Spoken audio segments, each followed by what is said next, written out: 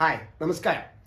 Janaki versus state of Kerala എന്ന സിനിമയ്ക്ക് censor board എന്തുകൊണ്ടാണ് നിയന്ത്രണങ്ങൾ ഏർപ്പെടുത്തിയതെന്ന് നമ്മൾ കണ്ടതാണ്.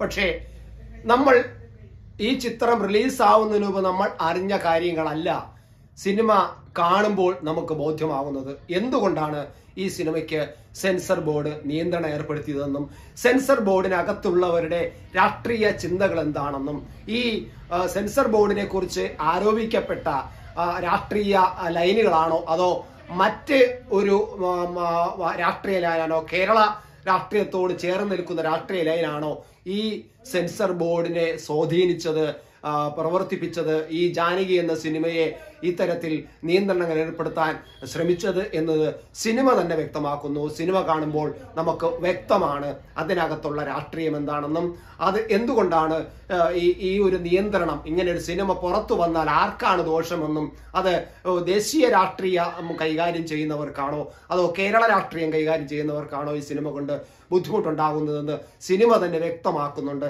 ആ കാര്യങ്ങളെ കുറിച്ചാണ് ഞാനിപ്പോൾ ഈ വീഡിയോയിൽ നിങ്ങളുടെ മുന്നിൽ അവതരിപ്പിക്കാൻ പോകുന്നത്. നമുക്ക് തുടർന്ന് കേൾക്കാം.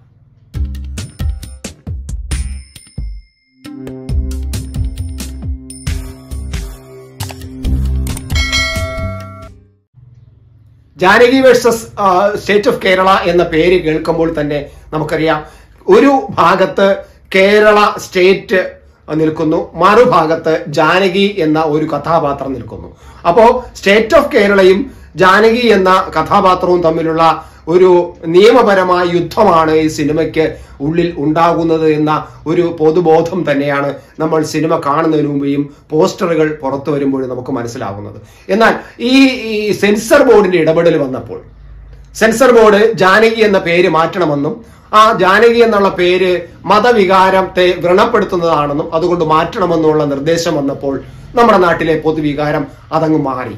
അപ്പോൾ അതുവരെ ഉണ്ടായിരുന്ന നമ്മുടെ ഒരു ചിന്തയല്ല, സ്റ്റേറ്റ് ഓഫ് കേരളയും ഒരു പീഡനത്തിന് വിധേയായ ഒരു ദളിത് പെൺകുട്ടിയും 2 വശത്തായിട്ട് നിന്ന് നിയമ പോരാട്ടം നടത്തുന്ന ഒരു സിനിമയായിരിക്കും എന്നതിന് മാറിയിട്ട് ഇതൊരു മതപരമായി വ്രണപ്പെടുത്തുകയും ഒക്കെ ചെയ്യുന്ന സിനിമ ആയിരിക്കുമോ എന്നുള്ള സംശയം വരുന്നു.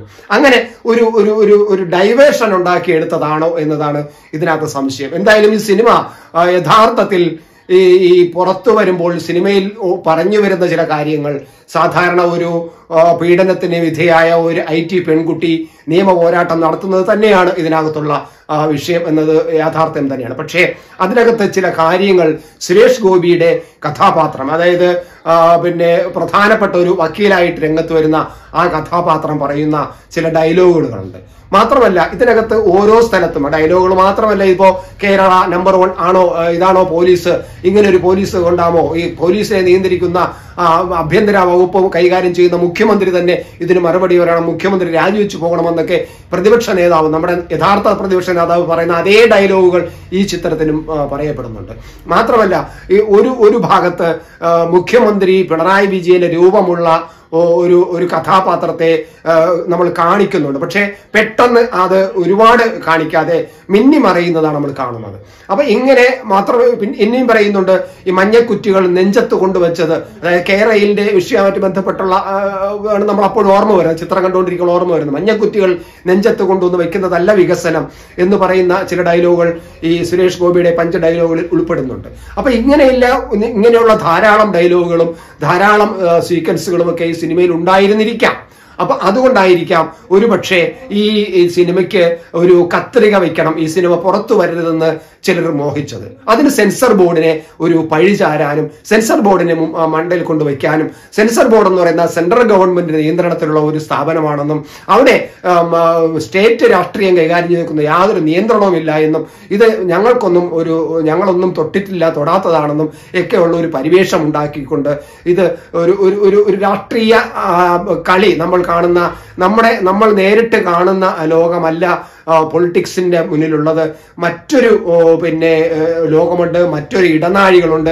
ആ ഇടനാഴിയിൽ കൂടി പലരും പലതരത്തിൽ ബന്ധപ്പെടുന്നുണ്ട്. ആ ഇടനാഴി നമ്മൾ സാധാരണ ജനങ്ങൾക്ക് കാണാനോ മനസ്സിലാക്കാനോ കഴിയില്ല. ആ ഇടനാഴിയിലൂടെ നടന്ന ചില രഹസ്യ നീക്കങ്ങളാണ് ഈ ചിത്രത്തിന്റെ സെൻസർ ബോർഡ് വിവാദങ്ങൾക്ക് കാരണമായിട്ടുള്ളത് എന്ന ഒരു നിഗമനമാണ് ഞാൻ ഈ സിനിമ കാണുമ്പോൾ എനിക്ക് ബോധ്യമാകുന്നത്. കാരണം ഒരു പിന്നെ ചില കാര്യങ്ങൾക്കെല്ലാം സിനിമ, പ്രത്യേകിച്ച് ഞാൻ നേരത്തെ പറഞ്ഞ പിണറായി വിജയന്റെ രൂപസാദൃശ്യത്തോടെ മേക്കപ്പ് ചെയ്ത ഒരു കഥാപാത്രത്തെ കൊണ്ടുവന്നിട്ട് മിന്നി മറയിപ്പിക്കുന്ന തരത്തിലാണ് ഈ ചിത്രത്തിൽ കാണുന്നത്. അപ്പൊ കൂടുതൽ അദ്ദേഹത്തിന്റെ ഡയലോഗുകളോ കൂടുതൽ പെർഫോമൻസ് ഒക്കെ ഉണ്ടായിരുന്നിരിക്കാം.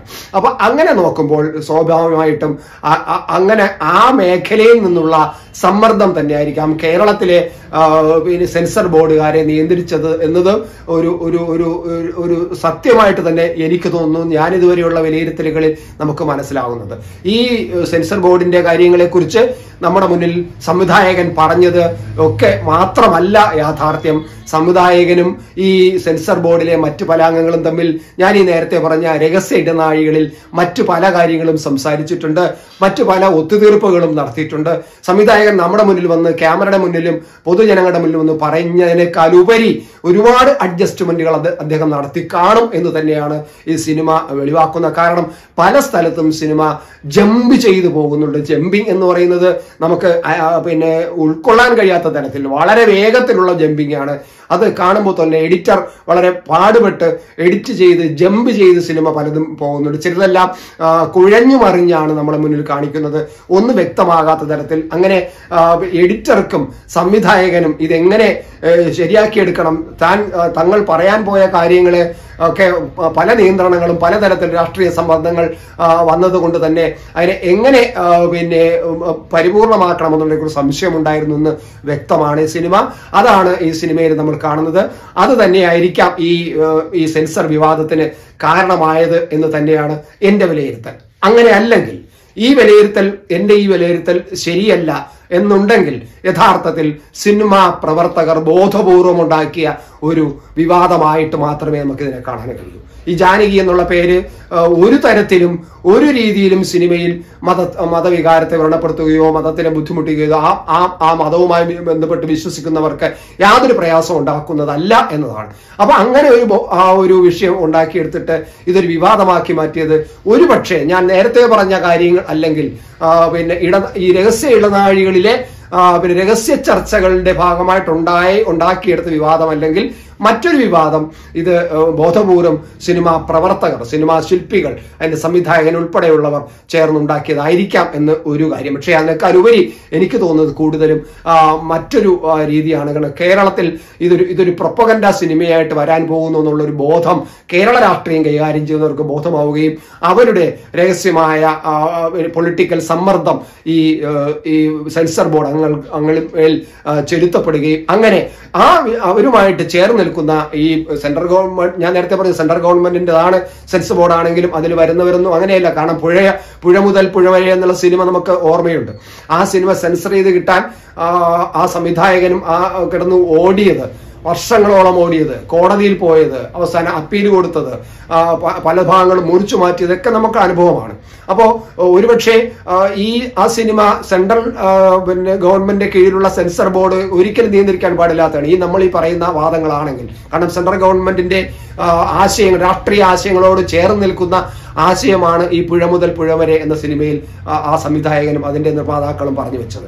അപ്പൊ അതിനെ നിയന്ത്രിക്കാൻ ഈ സെൻസർ ബോർഡുകൾ രംഗത്ത് വന്നു എന്ന് പറയുമ്പോൾ അന്ന് തന്നെ ഈ പുഴ മുതൽ പുഴ വരെയുടെ സംവിധായകരും അതുപോലെ മറ്റു കൂടെ നിൽക്കുന്നവരും പറഞ്ഞു സെൻസർ ബോർഡിനകത്ത് ചില പിന്നെ മറ്റ് രാഷ്ട്രീയ ചിന്തകളും ചില ലക്ഷ്യങ്ങളും ഒക്കെ ഉള്ളവർ, ചില ബുദ്ധിജീവികൾ സംബന്ധിച്ച് ചിലവരുണ്ടെന്നും അതിനെ നിയന്ത്രിക്കാൻ ഈ സെൻട്രൽ ഗവൺമെന്റിനോ ഒന്നിനും കഴിയുന്നില്ല എന്നും അതിന്റെ മന്ത്രാലയത്തിന് പോലും കഴിയുന്നില്ല എന്നും അന്ന് ഈ രാഷ്ട്രീയമായിട്ട് ചേർന്ന് നിൽക്കുന്ന, ഈ സിനിമയുടെ രാഷ്ട്രീയം പറയുന്ന ആ രാഷ്ട്രീയമായിട്ട് ചേർന്ന് നിൽക്കുന്നവർ പറഞ്ഞത് നമ്മൾക്കറിയാവുന്നതാണ്. അപ്പൊ അതുകൊണ്ട് തന്നെ ഈ Janaki versus state of Kerala എന്ന സിനിമയ്ക്ക് ഉണ്ടാക്കിയ ഈ വിവാദം സിനിമ തന്നെ നമുക്ക് മുന്നിൽ വ്യക്തമാക്കുന്നു. ആരാണ് ഈ സിനിമയെ പുറത്തു വരാതിരിക്കാൻ ആഗ്രഹിച്ചത് എന്ന് വ്യക്തമാകുന്നുണ്ട്.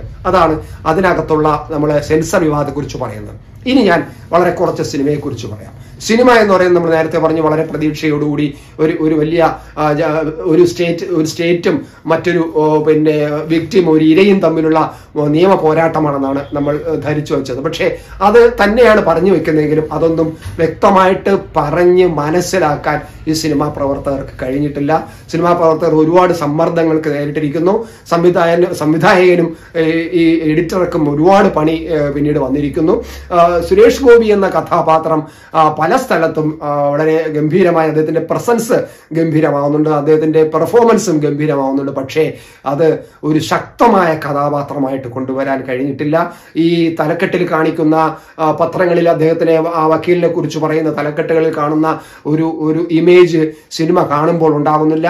ഒരു ദുർബലമായ കേസുകൾ പരാജയപ്പെടുന്ന, എന്നാൽ മറ്റുള്ളവർ പിന്നെ തെളിവുകളും രേഖകളും CCTV ദൃശ്യങ്ങളെല്ലാം കൊണ്ടുവന്ന് റെഡിയാക്കുമ്പോൾ ആ കേസ് വിജയിപ്പിക്കാം എന്നുള്ള തരത്തിൽ മുന്നോട്ട് വരുന്ന ഒരു ദുർബലമായ ഒരു കഥാപാത്രമാണ് ഈ സുരേഷ് ഗോപിയുടെ കഥാപാത്രം എന്ന് പറയാതിരിക്കാൻ പറ്റില്ല. അതാണ് ജാനകി വേഴ്സസ് എന്ന ഈ JSK എന്നുള്ള സിനിമയുടെ ഏറ്റവും വലിയ ദുരന്തവും. യഥാർത്ഥത്തിൽ പറഞ്ഞാൽ ഈ ചിത്രത്തിന്റെ പിന്നെ രചനയാണ്, അതായത് തിരക്കഥാ രചന തന്നെയാണ് ഇതിനകത്ത് ഒരുപാട് കുഴപ്പമുണ്ടാക്കിയത്. തുടക്കത്തിൽ ഒരു പള്ളിയിലച്ഛന്റെ ഒരു ഫാദറിന്റെ വിഷയങ്ങളും അതുമായി ബന്ധപ്പെട്ട സ്ത്രീപീഡനവും ഒക്കെ കൊണ്ടുവരികയും അത് മുന്നോട്ട് കൊണ്ടുപോകാൻ കഴിയാതെ ആ കേസ് പോലും നേരെ മുന്നോട്ട് കൊണ്ടുപോകാൻ കഴിയാത്ത ഒരു കഥാപാത്രത്തിന്റെ നായക കഥാപാത്രത്തെയാണ് പിന്നീട് അവതരിപ്പിക്കുന്നത്.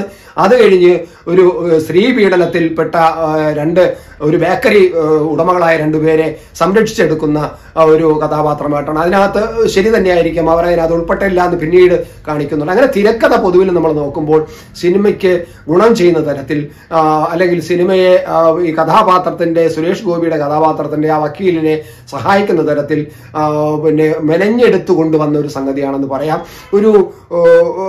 ഒരു കല്യാണ സദസ്സിൽ ഒരു വക്കീൽ വന്നിട്ട് കുറെ പോലീസ് ഉദ്യോഗസ്ഥന്മാരെ മുന്നിലിട്ട് ഒരു പോലീസ് ഉദ്യോഗസ്ഥനെ തല്ലുന്ന രംഗമുണ്ട്. സത്യത്തിൽ അതൊക്കെ നമുക്ക് നാട്ടില് ആ ഒരു കല്യാണ സദസ്സും ആ ചിത്രീകരണവും ആ ഗാനങ്ങളും ഒക്കെ കൊള്ളാമെങ്കിൽ പോലും ആ ഒരു തല്ലൽ സത്യത്തിൽ നമുക്ക് ഇത്തരത്തിലുള്ള ഒരു സിനിമയ്ക്ക് അംഗീകരിക്കാൻ കഴിയും. കാരണം ഇത്രയും പോലീസ് ഉദ്യോഗസ്ഥന്മാർ വളഞ്ഞു നിൽക്കുമ്പോൾ ഒരു വക്കീൽ വന്നിട്ട് ഒരു പോലീസ് ഉദ്യോഗനെ എടുത്തിട്ട് തല്ലുക എന്ന് പറഞ്ഞാൽ ഈ പോലീസുകാരെല്ലാം നോക്കി നിൽക്കുക എന്ന് പറയുന്നത് നമ്മുടെ നാട്ടിൽ നടക്കുന്നതല്ല. പിന്നീട് ഒരു പോലീസ് SI വന്നിട്ട് ഒരു ഡയലോഗ് പറയുന്നുണ്ട്, എങ്കിൽ പോലും അതൊരു ന്യായീകരണമായിട്ട് നമ്മൾ കാണുന്നില്ല. രണ്ടാമത് ഇതിന്റെ ക്ലൈമാക്സിൽ തമിഴ്നാട്ടിലെ ഒരു ഉത്സവമായിട്ട് ബന്ധപ്പെട്ട് ആ ഉത്സവത്തിനിടയ്ക്ക് നിൽക്കുന്ന ഈ വില്ലനെ പിടികൂടാൻ വേണ്ടിയിട്ട് പോലീസും വക്കീലും ഒക്കെ ചേർന്ന് അവിടെ ചെല്ലുന്നതും ഈ വലിയ ഉത്സവ തിരക്കിനിടയിൽ നമ്മൾ പല സിനിമകളിൽ കണ്ട് തഴമ്പിച്ച പല സീനുകളും നമുക്ക് അവിടെ കാണേണ്ടി വരുന്നു. ക്ലീഷേജ് സീനുകൾ പലതും നമുക്ക് കാണേണ്ടി വരുന്നു. അവിടെ കൊണ്ടുവന്നിട്ട് ഈ വില്ലനെ കൈകാര്യം ചെയ്യാൻ ശ്രമിക്കുന്നത് തമിഴ്നാട് പോലുള്ള ഒരു ഇത്രയും ഉത്സവങ്ങളെ ഇത്രയധികം സ്നേഹിക്കുന്ന അവരുടെ ആചാരങ്ങളെ അനുഷ്ഠാനങ്ങളെയൊക്കെ ഇത്രയും സ്നേഹിക്കുന്ന ഒരു നാട്ടിൽ അവരുടെ ആചാരാനുഷ്ഠാനങ്ങളെ തകർക്കുന്ന തരത്തിൽ, തരിപ്പണമാക്കുന്ന തരത്തിൽ, അവരുടെ ഉത്സവത്തിനെ തകർക്കുന്ന തരത്തിൽ അതിനകത്ത് കൊണ്ട് ഒരു വില്ലനെ അവിടെ കൊണ്ടുവന്ന് ഒരു പോലീസുകാർ വന്ന് എടുത്തിട്ട് തല്ലുകയും മറിക്കുകയും ചെയ്യുമ്പോൾ അവരെല്ലാം ഈ കണ്ടുകൊണ്ട് നിൽക്കും, നോക്കിക്കൊണ്ട് നിൽക്കുമെന്ന് എനിക്ക് തോന്നുന്നില്ല.